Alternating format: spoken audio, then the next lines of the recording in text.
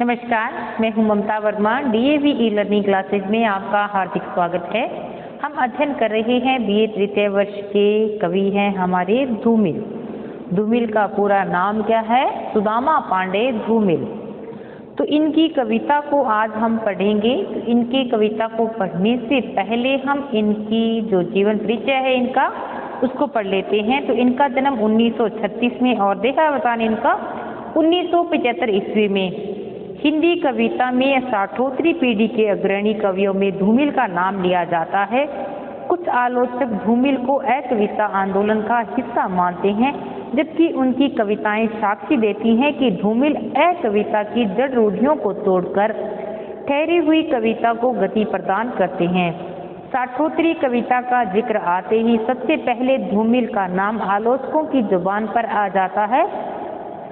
तो तभी तो डॉक्टर परमानंद श्रीवास्तव कहते हैं कि नाम रूपहीन जान पड़ने वालों पर इतिहास के खास मोड़ पर अचानक सार्थकता प्रदान करने वाली कविता को युवा कविता जैसी संज्ञा दिलाने का श्रेय बहुत कुछ अकेले धूमिल को ही है, जिन्होंने कविता की अंतर्वस्तु और बनावट में और एक तरह से देखा जाए तो कविता की पूरी अवधारणा में क्रांतिकारी परिवर्तन का संकेत दिया है।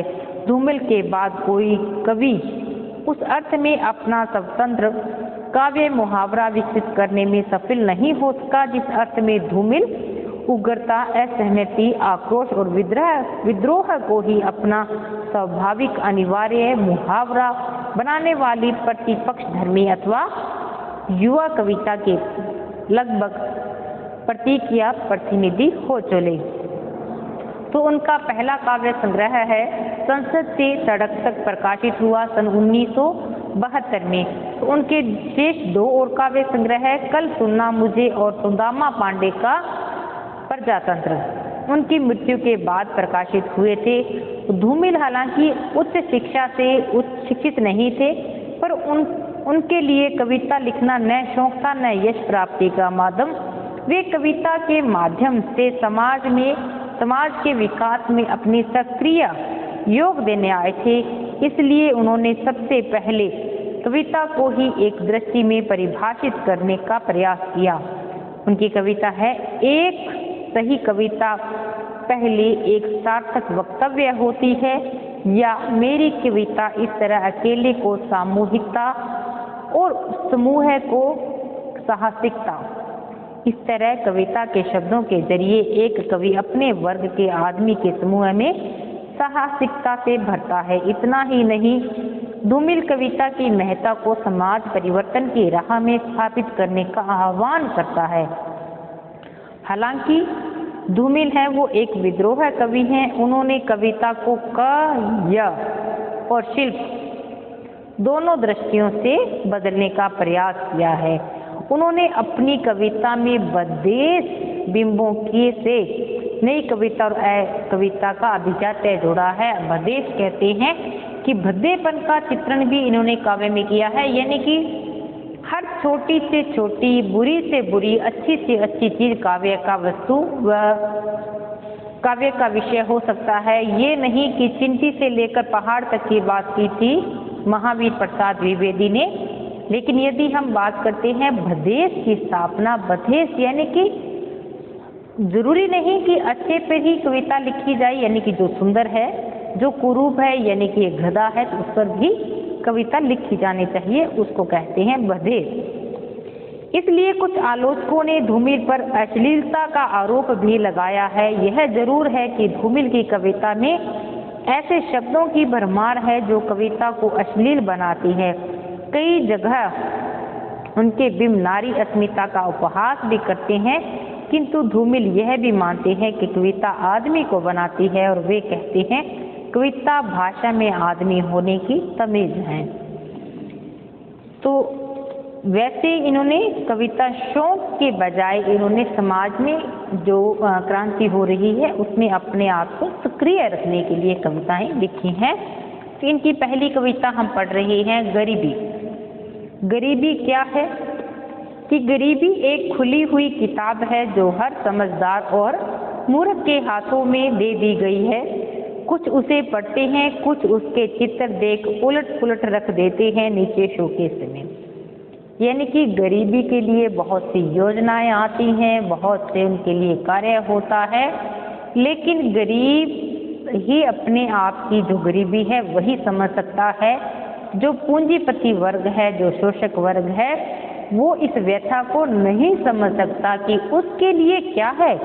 गरीबी एक खुली हुई किताब है, हालांकि उसमें कुछ छिपा हुआ नहीं है कि किससे वो अपना जीवन व्यतीत कर रहे हैं, लेकिन यह जो किताब है, यानी कि जो इन पर लिखा गया है कि ये कैसे जीवन व्यतीत करते हैं, इसलिए इनको इतनी योजनाएं दी जा रही हैं या इनको इतनी सहायता पहुंचाई जा रही है। तो जो हर समझदार, यानी कि जो पूंजीपति वर्ग है या मूर्ख या नेता लोग हैं, उनके हाथों में इसकी कमान सौंप दी गई है कि इनकी गरीबी को दूर किया जाए। कुछ उसे पढ़ते हैं, कुछ तो थोड़ा ध्यान रखते हैं कि हाँ इनकी ये सहायता की जाए, लेकिन कुछ उसके चित्र देखते हैं कि हाँ ऐसा ही चलता है, चलने दो समाज में, और उसको देखकर छोड़ देते हैं, भूल जाते हैं। उनके लिए कोई मायने नहीं है कि क्या इसमें कुछ परिवर्तन किया जाए। फिर है दिनचर्या इनकी कविता। सुबह जब अंधकार कहीं नहीं होगा, हम बुझी हुई बत्तियों को इकट्ठा करेंगे, आपस में बांट लेंगे। इसमें दिनचर्या कविता में दिखाया गया है कि शहरी जीवन का इसमें चित्रण किया गया है और किस प्रकार से व्यक्तिवादी नीरस दृष्टिकोण की व्यंजना इसमें की गई है कि प्रत्येक व्यक्ति कितना नीरस है, कुछ भी हलचल सरसता नहीं है, किसी को कोई मतलब नहीं है। यानी कि शहरी जीवन पर एक हिसाब से देखें तो व्यंग्याघात है। सुबह जब अंधकार नहीं होगा, यानी कि सब सुबह उठते हैं, अंधकार नहीं होता, हम बुझी हुई बत्तियों को इकट्ठा करेंगे और आपस में बांट लेंगे। यानी कि जो हमारे मन में जो कुछ है वो थोड़ा बहुत एक फॉर्मेलिटी के तौर पर एक कह लेंगे आपस में, यानी कि गुड मॉर्निंग तक ये सीमित है, इसके अलावा इनमें कोई भी संवेदना बाकी नहीं है। दोपहर तक जब बर्फ कहीं नहीं होगी, न झड़ती हुई पत्तियां, आकाश नीला है, स्वच्छ होगा, नगर क्रेन के पट्टे पे झूलता हुआ हम मोड़ पर मिलेंगे, एक दूसरे से ईर्ष्या करेंगे कि सुबह सुबह थोड़े लोग चलते हैं, हिलते फिरते हैं इधर उधर शहर में, लेकिन जब दोपहर होती है तो बिल्कुल प्रकृति का एक हर व्यक्ति अपने काम में ही व्यस्त होता है, अपनी निजी दिनचर्या में व्यस्त हो जाता है, और इतना व्यस्त हो जाता है कि कुछ प्रकृति का तो हर रूप छिप जाता है। तब तो आकाश नीला होगा, स्वच्छ होगा, बिल्कुल साफ साफ है, और सारी दुनिया अपने दिनचर्या यानी कि काम में व्यस्त है। नगर क्रेन के पट्टे पर झूलता हुआ बिल्कुल इतना शोर सन्नाटा, शोर छाया हुआ है, और बिल्कुल सारे लोग हैं जो दुकानदार हैं शहरों में, बिल्कुल अपने एक प्रतिद्वंदी समझते हैं साथ वाले को, और एक दूसरे से ईर्ष्या करते हैं। यानी कि जो प्रत्येक दुकानदार है एक ईर्ष्या से कि इसने कितना कमाया है, मैं इतना कमाऊंगा। सारा दिन दौड़ धूप में, भाग दौड़ में बीत जाता है। रात जब युद्ध एक गीत पंक्ति की तरह प्रिय होगा, हम वायलिन की रोते हुए सुनेंगे। कि इसमें क्या है, अपने टूटे हुए संबंधों पर सोचेंगे और दुखी होंगे। जब शाम हो जाती है तो बिल्कुल युद्ध एक गीत पंक्ति की तरह होगा, बिल्कुल जो सारा दिन की भाग दौड़ है वो एक संगीत की तरह, एक नीरस संगीत की तरह हमारे मस्तिष्क में छा जाएगा। हम इतने थके हारे हुए उसको एक शहरी जीवन का व्यक्ति सुनता है, फिर उसके संबंध कुछ है ही नहीं।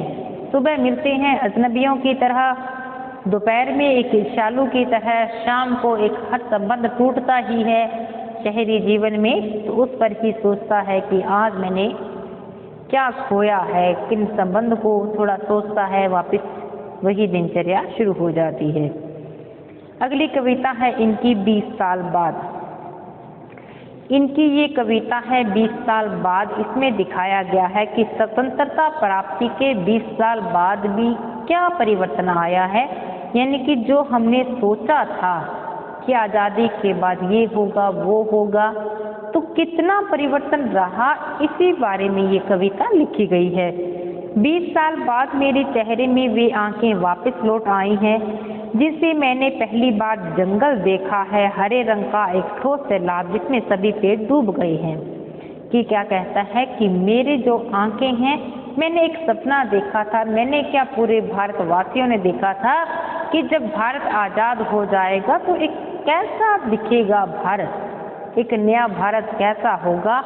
तो मेरी आंखें वही बात को आज याद करती हैं। मैंने वही जंगल, इन्हीं आंखों से पहले जंगल देखा था, यानी कि हरा भरा एक स्वप्न देखा था। हरा जंगल को मतलब मैंने एक स्वप्न देखा था, हरे रंग का एक ठोस सैलाब, और ऐसा एक ठोस सैलाब मैंने इतना गहरा सपना देखा था, आशाएं थी हमारी, तो इसमें सारे रंग डूब गए थे कि मुझे कुछ भी और दिखाई नहीं दे रहा था। और जहां हर चेतावनी खतरे को टालने के बाद एक हरी आंख बनकर रह गई थी, जहां पे जितनी भी चेतावनी मिलती थी स्वतंत्रता प्राप्ति के बाद और सारे खतरे जब टल गए थे, तो एक हरी आंख यानी कि पूरी आशाएं हमें पूरी होती हुई नजर आ रही थी। फिर क्या है कि 20 साल बाद मैं अपने आप से एक सवाल करता हूँ। क्या सवाल करता हूँ कि जानवर बनने के लिए कितने सब्र की जरूरत होती है, और बिना किसी उत्तर के चुपचाप आगे बढ़ जाता हूँ, क्योंकि आजकल मौसम का मिजाज यूं ही है कि खून में उड़ने वाली पत्तियों का पीछा करना लगभग बेमानी है। कि अपने आप से पूछता हूँ कि हमने कहाँ तक जो हमने सोचा था क्या पाया है, कि ना जाने कितना सब्र, जानवरों की तरह एक सब्र कर कर बैठे हैं कि ना जाने क्या तरक्की होने वाली थी, क्या हुआ या नहीं हुआ। बिल्कुल अभी कुछ परिवर्तन होगा, अभी जो हमने सोचा था वैसा होगा, लेकिन ऐसा कुछ भी नहीं होता। और अपने आप से ही प्रश्न करता हूँ, और बिना उत्तर के ही, कोई उत्तर देने वाला नहीं है, क्योंकि सारे ही भारतवासियों की स्थिति यही है। और अब वही अपना काम करने लग जाता हूँ, क्योंकि आजकल के मौसम का मिजाज यूं ही है। आजकल सारे लोग यही स्थिति को मान रहे हैं कि खून में उड़ने वाली पत्तियों का पीछा करना, कि जो हो गया स्वतंत्रता के लिए जिन लोगों ने अपना बलिदान दिया था, खून में उड़ने वाली पत्तियों का पीछा करना लगभग एक मूर्खता सी नजर आती है। फिर क्या है, दोपहर हो चुकी है, हर तरफ ताले लटक रहे हैं, दीवार से चिपके गोली के छर्रों और सड़कों पर बिखरे जूतों की भाषा में एक दुर्घटना लिखी गई है। हवा से फड़फड़ाते हुए हिंदुस्तान के नक्शे पर गाय ने गोबर कर दिया है।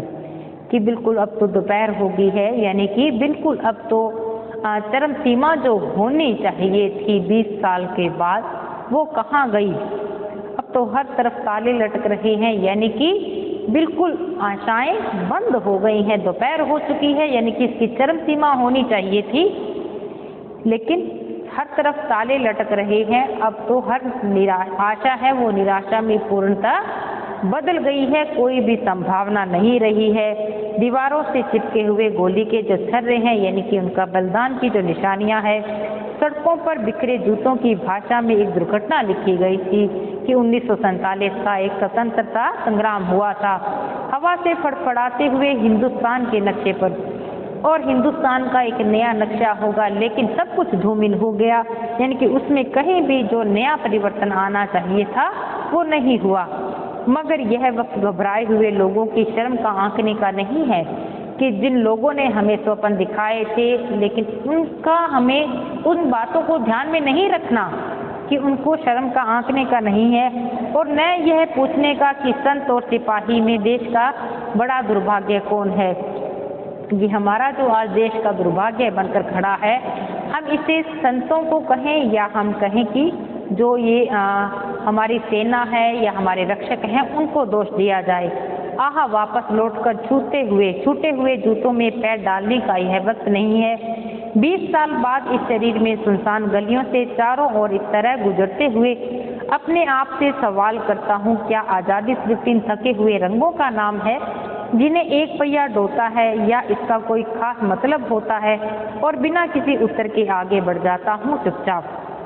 आह, लौटकर आता हूँ वापिस, मेरा मन मस्तिष्क वहीं जाता है और उन्हीं बातों को, उन्हीं वायदों को याद करता है। और 20 साल बाद इस शरीर में सुनसान गलियों से मैं देखता हूँ कि क्या परिवर्तन हुआ है।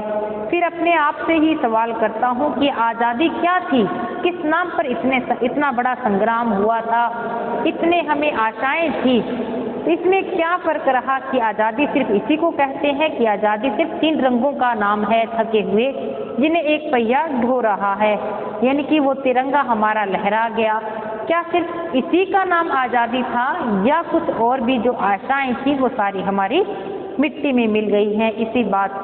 इसी बात का उत्तर देने वाला कोई नहीं है, क्योंकि सारे ही एक ही समान सोच रखने वाले हैं और मैं चुपचाप रह जाता हूँ। इसके बाद इनकी कविता है लोहे का स्वाद। शब्द किस तरह कविता बनते हैं, अक्षरों के बीच गिरे हुए आदमी को पढ़ो। क्या तुमने सोचा यह कि लोहे की आवाज है या मिट्टी में गिरे हुए खून का रंग है? तो शब्द किस तरह कविता बनते हैं, जो शब्द हैं, जो बोलते हैं, जो भाव रहते हैं, ये कविता किस प्रकार से बन जाते हैं अक्षरों के बीच में। जिन शब्दों से ही मनुष्य का हम उपेक्षित किस्सों को कर देते हैं, जिन शब्दों से उन्हीं से ही एक सुंदर श्रृंगारी कविता रची जाती है तो वही शब्द ही जो एक व्यक्ति को तो नीचा कर देते हैं और दूसरे व्यक्ति को उसको ऊंचा कर देते हैं। क्या तुमने सुना है कि लोहे की आवाज है, कि लोहे की आवाज है, या सुना है कि मिट्टी में गिरे हुए खून की आवाज है? क्योंकि हर एक चीज के 2 पहलू होते हैं, एक सकारात्मक, दूसरा नकारात्मक। लोहे का स्वाद लोहार से मत पूछो, उस घोड़े से पूछो जिसके मुंह में लगाम है। कि हम शब्दों की बात कर रहे थे कि एक व्यक्ति को कविता से मानसिक स्तर उच्च हो जाता है, दूसरा एक व्यक्ति को नीचा कर देता है। वैसे ही उन शब्दों का महत्व उस व्यक्ति से पूछो जिसने उसको उपेक्षित किया था। अगर लोहे का स्वाद पूछना चाहते हो तो उससे मत पूछो लोहार से, क्योंकि वो उसको पीटता है, वो उसको निकृष्ट कर देता है, बल्कि उससे पूछो जिसने उसको धक्का किया है या जबरदस्ती की है, जिन लोहे ने, यानी कि घोड़े से पूछो कि इसकी लगाम से, जिसने लोहे से लगाम लगाई है। हर एक चीज के 2 पहलू हैं, तो उन्हीं जहाँ से सकारात्मक है वो ठीक है, लेकिन जिन पर गलत असर पड़ा है उनसे पूछो कि उनके साथ क्या हुआ है। तो आज के लिए इतना ही। हमने कविता की थी सुदामा पांडे धूमिल की ये 4 कविताओं का अध्ययन किया था, लोहे का स्वाद तक। आप भी इनको पढ़कर देखना, लेकिन इनके संदर्भ को आप ध्यान में रखेंगे। तो आज के लिए इतना ही। मिलते हैं अगली क्लास में नए टॉपिक के साथ। तब तक के लिए धन्यवाद।